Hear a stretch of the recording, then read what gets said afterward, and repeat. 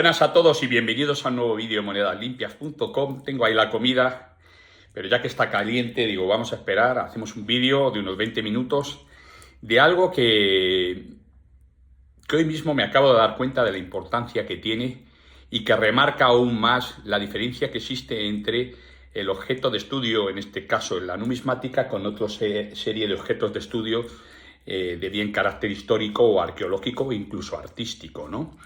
Y esto está centrado incluso en la forma de restaurar y de limpiar las piezas de nuestras colecciones, que nada tiene que ver a lo que ocurre en otra serie de disciplinas y de ciencias, ¿no? Mirad, en cualquier tipo de restauración y de limpieza, desde el punto de vista de objetos históricos y arqueológicos y artísticos, por ejemplo, si se restaura una lucerna romana, o se restaura una fíbula, o se restaura un esboto, o se restaura un cuadro de Velázquez, en este tipo de restauraciones se congregan tres puntos importantes, tres preceptos, los cuales verdaderamente son dignos de ser cumplidos, porque de otra forma la pieza puede tener una serie de inconvenientes, ¿no? Estos tres preceptos son los siguientes. Primero, que se intenta restaurar de tal forma la pieza o limpiar de tal forma, en este caso restaurar más que limpiar, porque si es una cuestión de limpiar, no estamos interfiriendo directamente en la obra, en este caso una obra de arte, un cuadro, ¿no? Estamos quitando tal vez un alquil que tenía el cuadro, un barniz, perdón, que tenía el cuadro, que se ha vuelto por la luz, la proyección de la luz solar o lo que sea, se ha vuelto oscuro y eso nos imposibilita tal vez ver ciertos colores del cuadro y demás. Entonces, bueno, eso se retira y se deja tal cual estaba el cuadro, ¿no? Que es un poco lo que hacemos los numismáticos con las monedas. Para otro tipo de restauraciones, por ejemplo, el hecho de rellenar espacios que hayan perdido color y demás, aquí ya con respecto a los cuadros o con respecto, por ejemplo, a una lucerna que haya tenido falta de material, ya sabéis que las lucernas normalmente están hechas de barro, pues entonces lo que se procura es arreglar la pieza de tal forma de que ese arreglo se perciba como eso mismo, ¿no? Como una restauración, en este caso, correspondiente a la época contemporánea, ¿no? Porque estas concepciones se empiezan a tener más en época contemporánea, ¿no? ¿Qué quiero decir con esto? Bueno, pues que lo que consigue en este caso el restaurador, o lo que quiere conseguir, es que en este primer precepto, es que el artista, en este caso el restaurador, vuelvo a decir, solucione el problema que tiene el cuadro y que solo se distinga desde una distancia determinada, ¿no? Por eso hay diversas técnicas, por ejemplo en pintura, pues a lo mejor si te tienen que pintar un espacio que le falta el color púrpura, pues a lo mejor te lo hacen de forma punteada, como si fuera un impresionista, o te lo hace con rayitas, o te lo hace con X y demás. Y es decir, es ese tipo de visualización que cuando el visitante vaya a ver el cuadro no se dé cuenta, salvo cuando se acerca mucho o cuando pone una lupa, ¿no? Porque se intenta remarcar la diferencia que existe entre lo que hizo el autor y la diferencia que existe entre lo que es la propia restauración, ¿no? Así se conserva un poco más esa propiedad intelectual digamos, del artista, ese carácter propio del artista de la obra en este tipo de exposiciones. Entonces el primer precepto es ese, ¿no? Es decir, restaurar las piezas, pero siempre a través de ciertos procedimientos metodológicos o técnicos, siempre que se sepa distinguir el original de la restauración. El segundo elemento en este caso es que esa restauración tiene que ser, digamos, permanente hasta que no se aplique un método para poder tal vez eliminar esa restauración. ¿Por qué hacen esto, no? Bueno, pues porque si tú haces un trabajo de restauración en una obra determinada, puede ser una lucerna si le pones barro, o en un plato si le pones cristal y demás, pues vas a conseguir, pues bueno, darle esa unidad a la obra que de otra forma no tendría si no la restauras.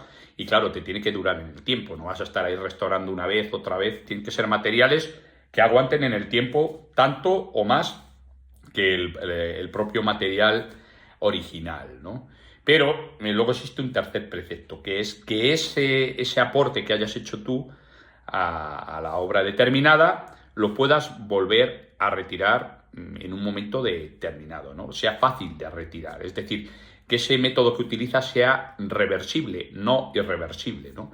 Eso va a facilitar que en un futuro pues existan nuevos métodos, nuevas técnicas para que sean a lo mejor menos invasivas o sean más exactas para conseguir unos resultados mejores en la restauración de este tipo de objetos.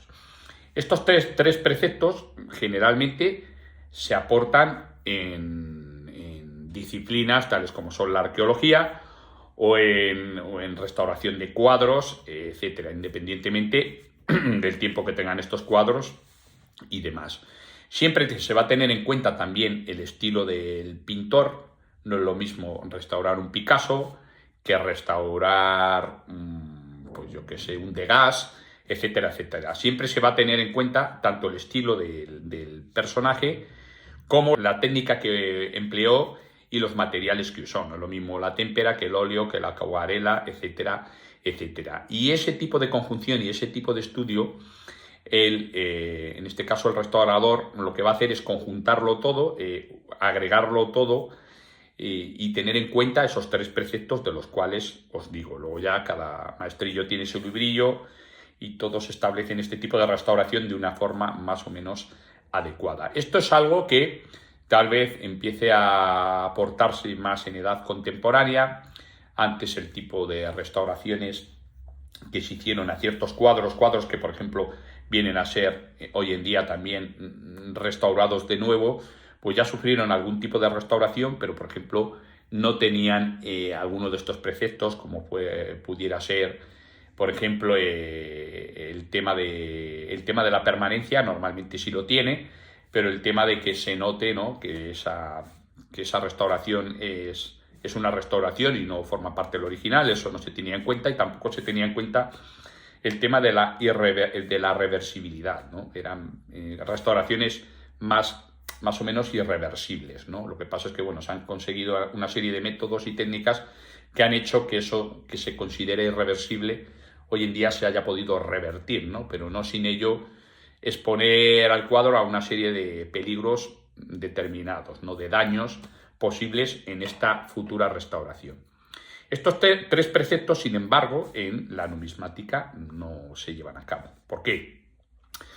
Porque, por ejemplo, lo que importa en la numismática, sobre todo, es intentar, primero, dejar a la moneda en su estado lo más original que sea posible. Eso implica que si tiene cierta suciedad se pueda retirar, pero siempre respetando todo lo que es la unidad de la moneda, en este caso hasta lo que es la pátina. E incluso en ciertos momentos, pues claro, se deja lo que llamamos los numismáticos pátina terrosa, que en realidad no es que sea una pátina, sino que son unos depósitos terrosos que se han adherido a la moneda y no solo preservan la moneda, por ejemplo, de los ambientes climatológicos, sino que también le da a veces una confección más estética a la pieza y también hace que resalten los relieves, etcétera, etcétera, y nos da la garantía de que esa pieza ha venido es decir, que esa tierra se ha configurado normalmente en un periodo de tiempo determinado, que es cuando seguramente la moneda fue enterrada, porque no nos olvidemos que la mayoría de las monedas han salido de la tierra, todas, las que se venden en casas de subasta, las que se venden en numismáticas, todas. O sea, hay muy pocas que no hayan salido, pero eso no significa que sea ilegal, que es lo que nos quieren hacer pensar con estas leyes, por ejemplo, con la ley, con la derogación cuarta en este caso que está muy en boga ahora, en numismática activa, la derogación cuarta transitoria de la ley de patrimonio andaluz, ¿no? Claro, por ejemplo, ¿qué ocurre con el tema de la limpieza?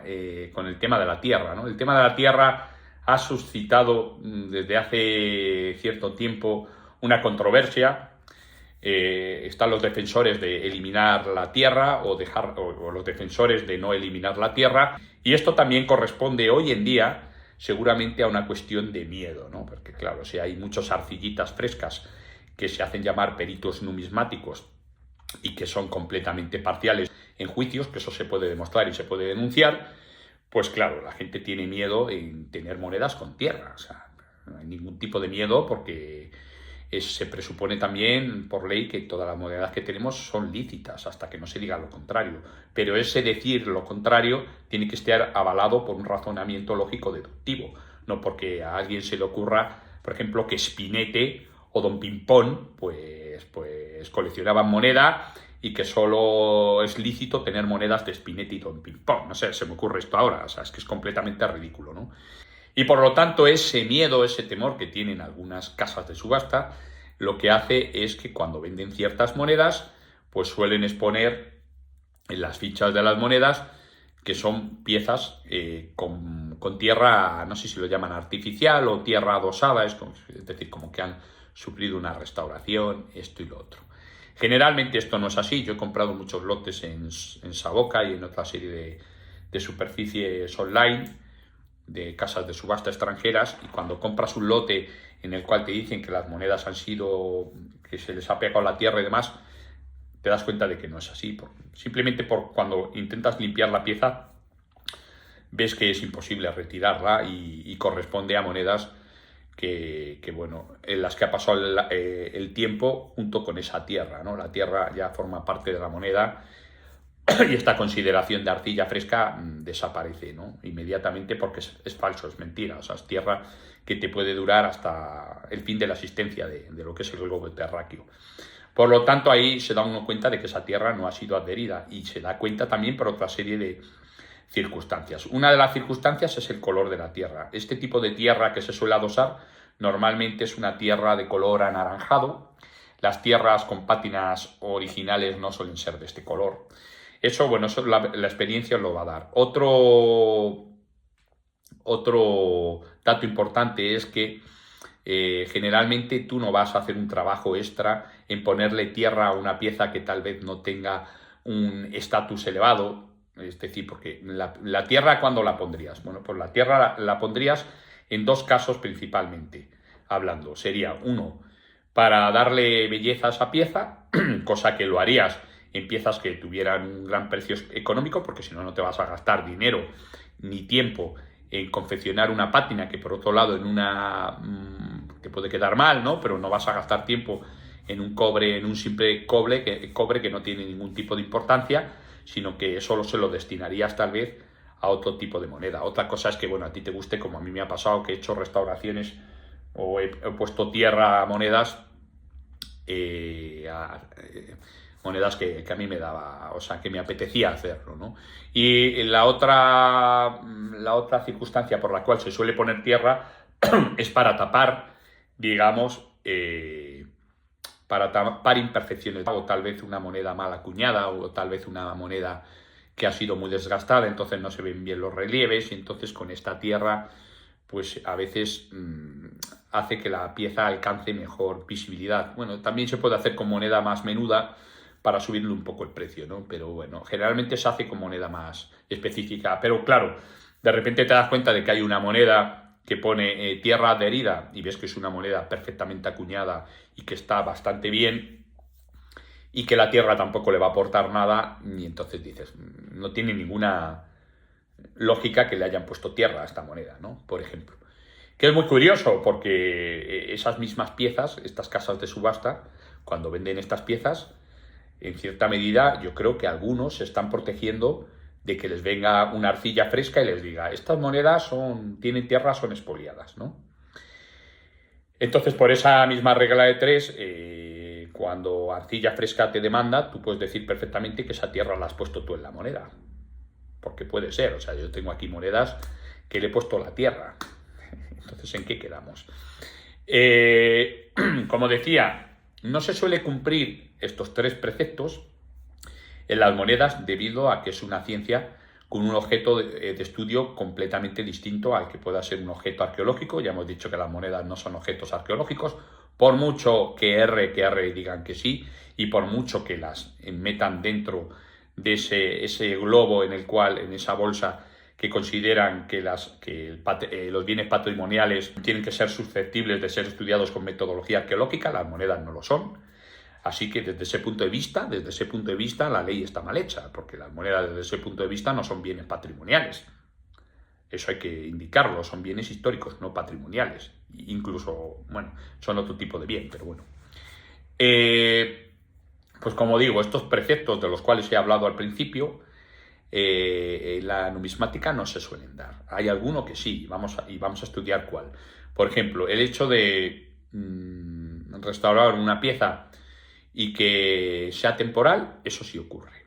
Eso ocurre. Es decir, nosotros tenemos una moneda, una Faustina Mayor, que la queremos restaurar, como hice yo en su día, y tiene unos depósitos calcáreos, tierra y demás, que nosotros vamos a retirar. Esa tierra la vamos a retirar y vamos a conseguir que la moneda esté desprovista de esa tierra. Pero eso no implica que luego, imaginemos que vendemos esa pieza o la tenemos archivada, no implica que pongamos que ha sido limpiada. Nosotros sabemos que ha sido limpiada, pero el término de limpieza en numismática se entiende como adecentar la pieza, nada más. No es la terminología que se usa para moneda contemporánea, que esto lo hablamos Damián y yo, que cuando pone limpieza de moneda es que en realidad no es una limpieza, es decir, es una mala interpretación del término de limpieza. Es que han cogido una pieza y le han quitado su pátina o la han limpiado con Sidol o cualquier producto porque el dueño de la pieza creía que tenía que brillar la moneda, por ejemplo. Eso ya no es una limpieza, es una mala restauración o una mala limpieza, ¿no? Que nosotros en nuestras colecciones pongamos moneda limpia, en moneda histórica, moneda limpiada, para nosotros mismos puede significar que esa pieza la has limpiado tú y tienes ese gusto de ponerlo, ¿no? Pero de cara al público hay una mala interpretación, ¿no? Porque de cara al público, moneda limpiada es como que es una moneda en la cual has intervenido y has perjudicado la pieza. Ojo, entonces es mejor no poner nada. Pero desde ese punto de vista, desde ese precepto, la limpieza que confeccionas, en este caso, es también permanente. Así que en ese precepto se ajusta bastante a las otras dos, a la ciencia de historia, bueno, a lo que es la restauración de cuadros y a la disciplina de la arqueología, ¿no? La arqueología no es una ciencia, por mucho que digan, es una disciplina técnica de la historia para recuperar objetos del pasado y para estudiarlos, pero los estudias desde tu formación histórica que se da en la carrera, no con tu formación arqueológica, es mi punto de vista, pero bueno, eso daría para debatir. Ese precepto, digamos que es común en todas estas disciplinas y ciencias, ¿no? ¿Cuál es el segundo precepto? El segundo precepto, digamos que haría mención al tema de que se diferencie lo que es la restauración de lo que no es la restauración. En numismática no pasa esto. En numismática normalmente intentas que la moneda, que la restauración pase por ser original, porque es una pieza muy pequeña, porque, digamos, la metodología o la técnica que se emplea es simplemente ayudar a que la moneda vuelva a un proceso en el cual estaba anteriormente. No lo vamos a conseguir al 100% seguramente, pero lo que estás es interfiriendo lo menos posible en la restauración de la pieza. ¿Por qué digo esto? Porque no es lo mismo coger un cuadro y pintar y añadir pintura que coger una lucerna y agregar barro. Las monedas no se pueden pintar. De hecho, antes se pintaban hace tiempo, ¿no? Y la concepción que se llegó en la numismática es que eso perjudicaba la moneda. Es decir, tú puedes tener una moneda muy bonita, una pátina con una pátina preciosa y tener un desperfecto en la pátina. Y antes se pintaba ese desperfecto con mejor o peor fortuna. Los numismáticos no aconsejamos y huimos de este tipo de metodología que sí que es válido para otras disciplinas u otras ciencias, ¿no? En la numismática lo que pretendemos es ayudar a que la pieza se regenere por sí misma a través de métodos tal vez de aceleración en ciertos procesos químicos. Por ejemplo, una pátina no la podemos pintar, pero lo que sí que podemos hacer es conferir que esta pátina reaccione frente a ciertos condicionantes, tanto químicos como físicos, ¿no? Y estamos ayudando a que la moneda interaccione ella misma con la metodología que estamos aportando, cosa completamente distinta a la que utilizan, por ejemplo, los arqueólogos cuando rellenan un barro, ahí el barro ponen el barro y ya está, la pieza no interacciona con el barro, o cuando pintan un cuadro, tampoco la pieza interacciona con el cuadro. Sin embargo, la moneda, por sus características metálicas, sí que va a reaccionar a estos cambios. Por lo tanto, la metodología de pintar una pieza o otras historias no se emplea. ¿Por qué? Porque la moneda es un corpus cerrado y se estudia incluso a nivel de limpieza distinto que esta otra serie de ciencias y disciplinas, ¿vale? Eso no implica que en algún momento determinado tal vez tengamos que conferirle a la pieza añadirle tierra para tapar unas porosidades, o incluso, como me ha pasado a mí, utilizar algún tipo de masilla para, en este caso, intentar conservar la moneda. Un tipo de masilla, ahí es más difícil ya que sea irreversible, pero bueno, es irreversible porque se puede tratar, se puede retirar en un futuro, ¿no? Pero generalmente cuando una moneda aparece partida y demás, pues lo que se intenta hacer es, bueno, sí que ha habido restauraciones, por ejemplo, lo que es fundición, fundir la moneda como tal, por ejemplo, monedas que han sido engarzadas, taparlas mediante soldaduras de plata, de oro, eso sí existe. Pero por eso mismo, ese tipo de metodología, por el material que tienes y que implica interaccionar con él, se hace siempre teniendo en cuenta que lo que vamos a hacer ya va a formar parte de esa moneda y no se tiene en cuenta que esa restauración tiene que distinguirse del original. Todo lo contrario, lo que intentas es que esa restauración pase por ser original, porque es una moneda con un corpus cerrado, es pequeñita, etcétera, etcétera, y porque es muy difícil, es casi imposible llegar a ese tipo de metodología. Que puedes tener una moneda y tener un agujero y poner algún tipo de arcilla y luego pintar ese tipo de arcilla y podría ser reversible y demás, pero esa no es la metodología de la numismática, entre otras cosas porque se tiene que concebir la pieza como un conjunto entero y no se falsea, porque una de las partes más importantes de la moneda es su originalidad y su metal intrínseco. Tú no puedes mover a una moneda de oro una pasta para que parezca que es oro y no, pones oro, si es oro pones oro o pones otro tipo, es decir, el tratamiento es completamente distinto. Y luego, en función de la reversibilidad, de que la pieza pueda ser reversible, en el tratamiento de las monedas no es así, es irreversible. Es decir, si a una moneda le quitáis la tierra, la limpiáis, es irreversible porque ya, a no ser que pongáis vosotros tierra encima, pero ya no va a ser la misma tierra.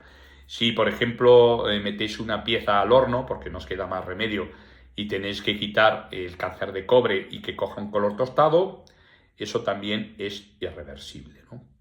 Es muy difícil de revertir, pero no hay otra forma, por ejemplo, de tratar una moneda. O sea, si hay una moneda con cáncer de cobre, la tienes que tratar, tienes que quitar el cáncer y tienes que buscar una metodología adecuada a la moneda que nos logre, digamos, restaurar la pieza. Y en este caso, por ejemplo, es muchísimo más obvio que no puedes utilizar una metodología no tan invasiva y que se pueda retirar, por ejemplo, si hay un picado y poner un empaste y demás, porque lo que vas a hacer es como una muela. Tú una muela la puedes empastar, pero como no hayas limpiado bien la muela, aunque tenga un empaste, se te va a picar. Con la moneda pasa lo mismo, tiene un proceso químico en el cual se va destruyendo. Por lo tanto, hay que utilizar metodología estable y metodología, no queda más remedio, que sea irreversible, ¿no?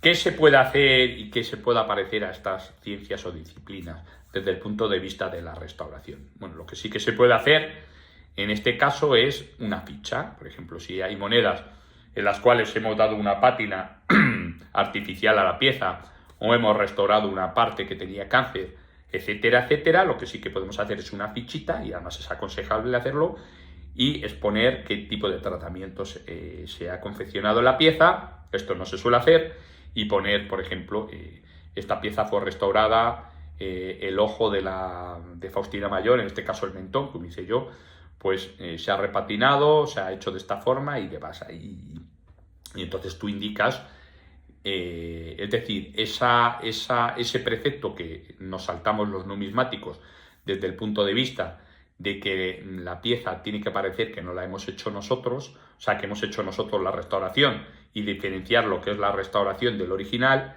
Como eso no lo podemos hacer porque, entre otras cosas, las monedas son pequeñas y también no solo son a nivel artístico, histórico, sino a nivel artístico y demás, tú no puedes tener una moneda con una cosa puesta ahí que se vea claramente qué es lo original y qué no es lo original, porque afea la moneda y es otro tipo de ciencia, no tiene nada que ver.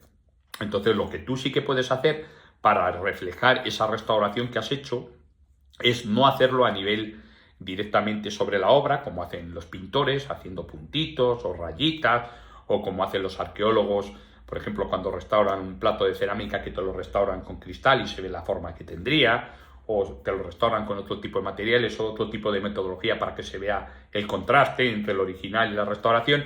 Eso no lo puedes hacer directamente en la moneda, pero lo que sí que puedes hacer es poner una ficha en la cual diga mentón restaurado, no sé qué restaurado. Y es importante porque en un futuro, bueno, pues vas a ver si esa restauración ha sido buena, ha sido ejemplar, ha sido mala, y esa restauración ya se convierte, se absorbe normalmente y se asimila como una parte propia de la moneda. ¿Por qué?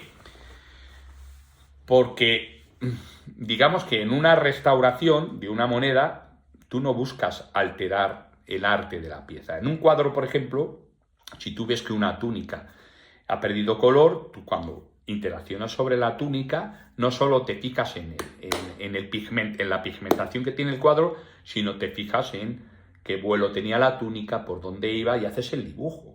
Que haces el dibujo, aunque luego metodológicamente lo hagas de tal forma para que desde lejos se vea que es una restauración, pero tú haces el dibujo y demás. Sin embargo, en numismática no haces ningún dibujo, no haces una interpretación de lo que pueda haber habido en la moneda.